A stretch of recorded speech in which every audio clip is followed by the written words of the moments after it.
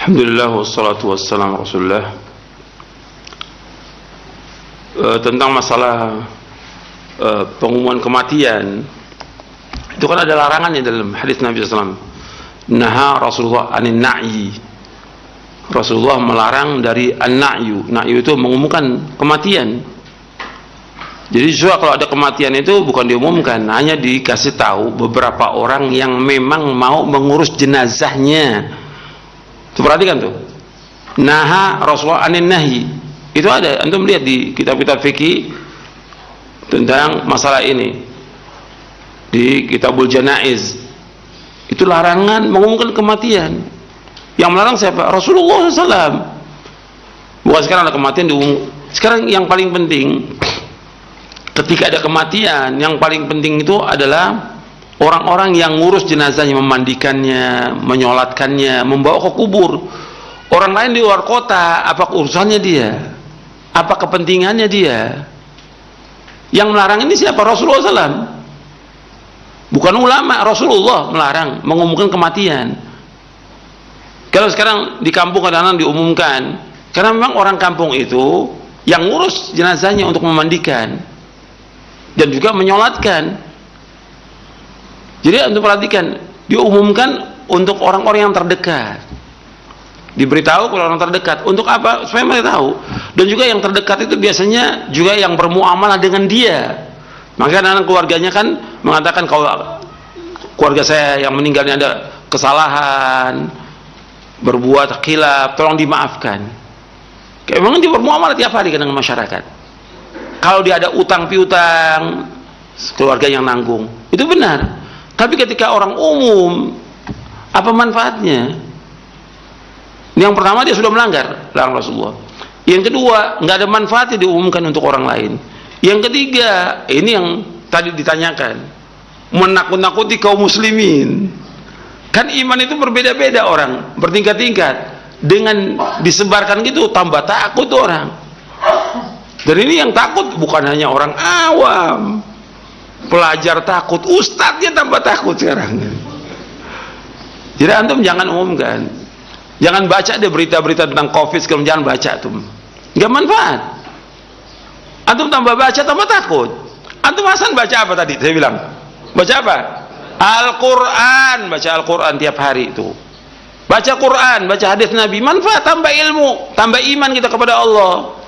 Bukan baca tentang berita tentang COVID, baca Al-Quran. Itu nggak manfaat.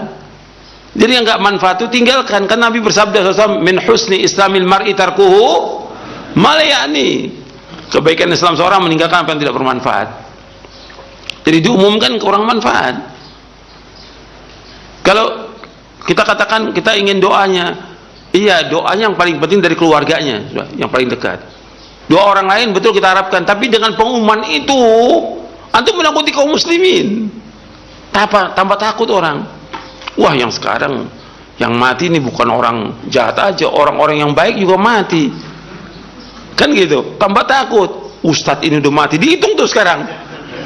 Dihitung. Bulan kemarin ini, bulan ini, wallah, jangan-jangan besok saya lagi nih. La haula wala quwwata illa billah. Ajal itu maktub. Sudah ditulis sama Allah, la yastakhirun sa'atan wa la yastaqdimun. Enggak akan maju, enggak akan mundur kalau datang ajalnya. Siapa aja mati. Enggak usah takut dengan ajal. Cuma karena ya kondisi yang ada ini membuat manusia ini tambah takut. Makanya kita bahas tentang iman ini, Masya Allah, manfaatnya besar. Supaya kuat iman kita kepada Allah, kuat tawakal kita, enggak takut. Makanya usahakan tuh enggak usah ada pemberitaan. Cukup keluarganya aja. Dari zaman dulu juga keluarganya yang tahu. Ikan enggak sekarang. Semua orang tahu dan enggak apa? Ada mungkin di antara mereka yang mendoakan, ada, tapi yang terbanyak apa? Yang takut dengan berita itu. Jangan umumkan. Yang melarang untuk mengumumkan Rasulullah SAW. Nabi pernah mengumumkan karena memang diberitahu oleh malaikat Jibril, mayatnya nggak ada di situ. Siapa? Raja Najasyi. Malaikat memberitahu kepada Rasulullah SAW, malaikat Jibril, bahwa Raja Najasyi meninggal. Kamu sholatkan. Karena nggak ada yang sholatkan di negerinya dia, nggak ada orang. Cuma dia sendiri beriman kepada Allah. Maka Nabi menyolatkan sholat gaib. Hanya sekali itu kejadian sholat gaib, nggak ada lagi yang lain yang memang nggak disolatkan. Adapun di tempat yang memang sudah disolatkan, nggak boleh sholat gaib, nggak boleh. Sholat gaib itu hanya ada bagi tempat yang memang tidak disolatkan dia. Kalau sudah disolatkan, 2 orang yang solatkan cukup, sudah, nggak ada yang lain sholat gaib. Kecuali kalau kita datang ke pemakamannya, kita sholatkan dia. Sholat gaib hanya terjadi sekali, itu Raja Najasyi itu. Dan zaman itu banyak sahabat-sahabat yang meninggal di negeri lain, nggak pernah Nabi sholat gaib. Hanya Raja Najasyi itu aja, nggak ada di hadapannya, diberitahu oleh malaikat Jibril, Nabi kemudian bersab dengan para sahabat, kemudian sholat dengan 4 kali takbir. Jadi yang tadi saya ingatkan lagi, nggak usah ada pengumuman-pengumuman lagi yang seperti itu di media sosial, nggak perlu. Yang penting masyarakat yang ada, dia tinggal di situ, itu yang diumumkan. Untuk apa tujuannya? Apa tujuannya? Memandikan, mengkafankan, menyolatkan, mengantarkan kubur. Jelas sampai sini. Dan juga sekarang juga saya tambahkan lagi, khawatir juga dengan pengumuman itu dimanfaatkan oleh orang. Untuk apa? Untuk donasi. Nah, ini yang merusak nih nama dakwah. Ini sebenarnya ngerusak. Ini kalau saya bicara nih kepada orang yang berakal dan punya hati, gitu. Ya. Donasi ini merusak dakwah salaf.